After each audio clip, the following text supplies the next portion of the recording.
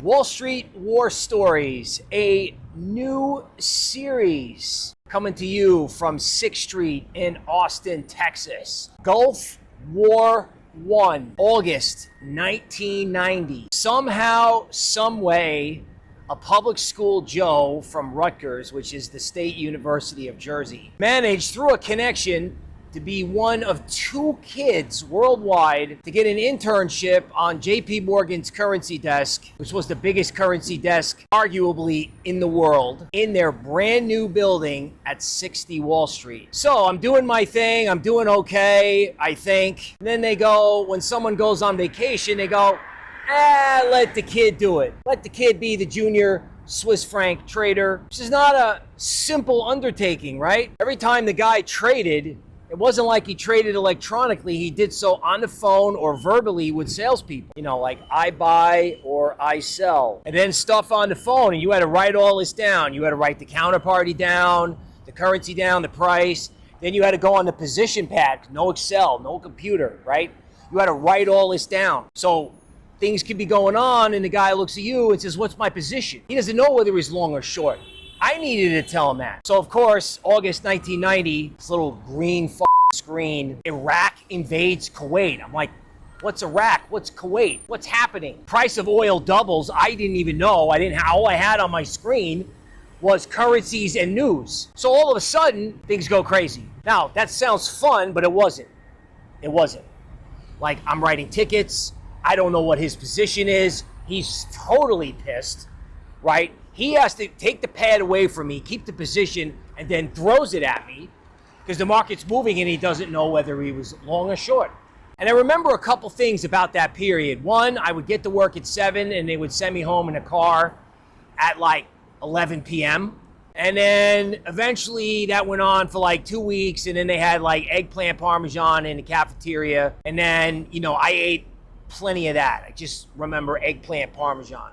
But that price action was so insane, that I was like, I don't know how anybody manages this. I don't know how anybody understands what's going on. So I went to the technical analyst, who was an Elliott wave guy. I didn't know that. He just published this little sheet with pivot numbers. If it goes above this, it'll go to the next number. And then occasionally, the head trader would look at him and go, what do you think?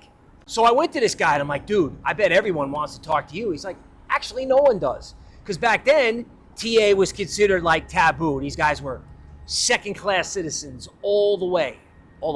So this guy takes me under his wing, he gives me John Murphy's book, I read it cover to cover.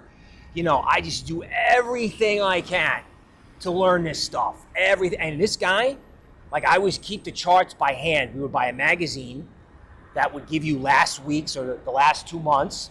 And then during the week, you would fill it in by hand. And when I couldn't get a hold of one of those books at college, he would copy it and fax it to me. That's how it was back then. Now, so I learned a lot, and I thought it was a shoo-in for a job at JPMorgan when it was over, right? I mean, you're the kid, you know the desk, you know the whole routine. I mean, why wouldn't you be one of the guys, right? So, of course, oil goes up, stock market goes down, and then you run into a hiring freeze. And I kept writing him letters. I'm like, hey, I'll do a different job inside currencies or bonds.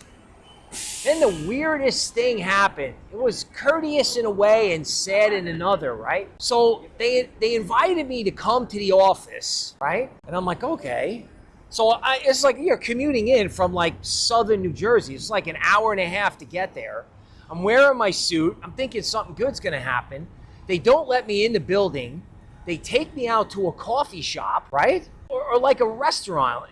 And they buy me a cup of coffee and sit down and tell me that they're sorry that, I'm not going to be joining the team because they did a hiring freeze. And I was so shocked and so upset, right? Because, public school Joe, you had a couple high-end people interviewing on campus, but, you didn't have investment banks. They all go to the Ivy League schools, man. They weren't at the recruiting office. You had to figure that out, or you had to go to work for AT&T. Even though Rutgers is a good school, it's just, it's an Ivy League thing. They recruit at the Ivy League, and that's it. So, I mean, it's a powerful memory to be in a phone booth at the corner of Broadway and Wall on the phone with my parents, basically crying like a baby. Not basically, crying like a baby. I was like, what am I going to do? Okay, so I go home and, over a period of a couple months, I figure out that, we would have counterparties. Like, we wouldn't just buy and sell out of the air. Like, we would buy and sell, and our counterparties would be other banks. Citibank, UBS, Swiss Franc, Swiss Bank, Goldman, Chemical Bank, all these banks that a lot of them aren't around anymore. But I was like, hey, wait a minute. Why don't I send stuff to HR at my counterparties, all these, other different banks? So in a stroke of like, oh my God, Swiss Bank, which is now a part of UBS, that's where UBS got the Three Keys logo from. They call me up and are like, hey, do you want to come work with us? I mean, they invited me in the interview, and of course, I'm like, oh my God, the junior dollar Swiss trader from a JPMorgan internship versus hiring a guy out of school that doesn't know anything. So I interviewed with this very mild-mannered guy. I interviewed with another dude where I told him about my paper,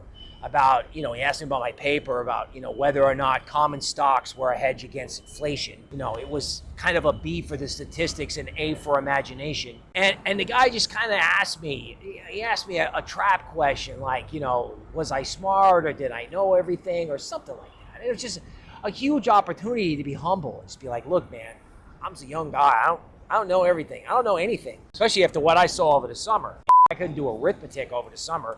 Never mind know everything about capital markets. And he was like, yeah, that's the right answer. And I was in, from, like, I'm doing okay to like amazing to disaster to tears to innovation to, and those guys gave me my ticket, man.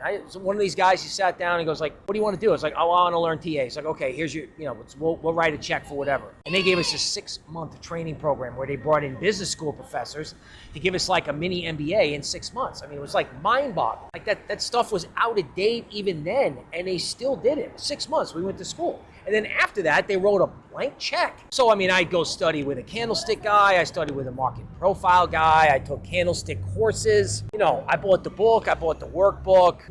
I studied with the guy who wrote the book. You know what I'm saying? These classes were empty. There was like 3-4 people. It was like nobody did that stuff back then. Nobody. Okay, so what's the point? You can start off out of nowhere, you can get somewhere, you can be out, and then all of that emotion can get channeled into a creative solution. Every Wall Street war story is going to have that kind of thing where it's fine, it's not, and then there's a comeback, or it's fine, and then it's not. So we will see you soon.